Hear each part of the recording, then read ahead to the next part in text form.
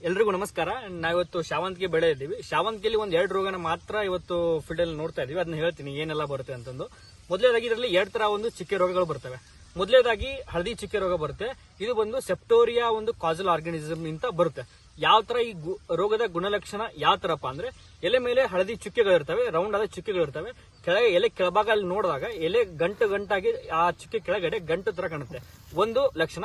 ಇನ್ನೊಂದು ಬಂದು ಎಲೆಯಲ್ಲಿ ಚುಕ್ಕೆ ರೋಗ, ಸರ್ಕೋಸ್ಪೊರ ಒಂದು ಆರ್ಗನಿಸಮ್ ಅಂತ ಬರ್ತಕ್ಕಂತ ಒಂದು ಎಲೆ ಚುಕ್ಕೆ ರೋಗ. ಇದು ಯಾವ ತರ ಕಾಣುತ್ತಪ್ಪ ಅಂದ್ರೆ, ಕರಿ ಮಚ್ಚೆ ತರ ಕಾಣುತ್ತೆ, ಎಲೆ ಮೇಲೆ ಮಚ್ಚೆ ತರ ಕರಿದಾಗಿ ಕಾಣುತ್ತೆ. ಸ್ಕ್ರೀನ್ ಮೇಲೆ ನೋಡ್ತಿರ್ಬೋದು, ಕಾಣುತ್ತೆ. ಈ ಒಂದು 2 ರೋಗಗಳನ್ನ ಯಾವ ಒಂದು ಔಷಧಿಯಿಂದ ನಾವು ಹತೋಟಿ ಮಾಡಬಹುದು. ಮೊದಲನೇದಾಗಿ ಯಾವ್ದಪ್ಪ ಅಂದ್ರೆ ವಿಸ್ಮಾ ಅಂತ ಬರುತ್ತೆ. ಇದರಲ್ಲಿ ಪೈರಾಕ್ಲಸ್ಟೋಬಿನ್ ಜೊತೆಗೆ ಬೋಸ್ಕ್ಯಾಲಿಡ್ ಕಂಟೆಂಟ್ ಬರುತ್ತೆ, ಇದನ್ನ ಸ್ಪ್ರೇ ಮಾಡಬಹುದು. ಜೊತೆಗೆ ಬೇಡಪ್ಪ ಅಂದ್ರೆ ಮ್ಯಾಕ್ಸೋಫೈಟ್ ಅಂತ ಬರುತ್ತೆ, ಅದನ್ನ ಸ್ಪ್ರೇ ಮಾಡಬಹುದು. ಅದು ಬಿಟ್ರೆ ರೋಕೋ ಟೈಫೋನೇಟ್ ಅಂತ ಕಂಟೆಂಟ್ ಬರುತ್ತೆ, ಅದನ್ನ ಸ್ಪ್ರೇ ಮಾಡಬಹುದು.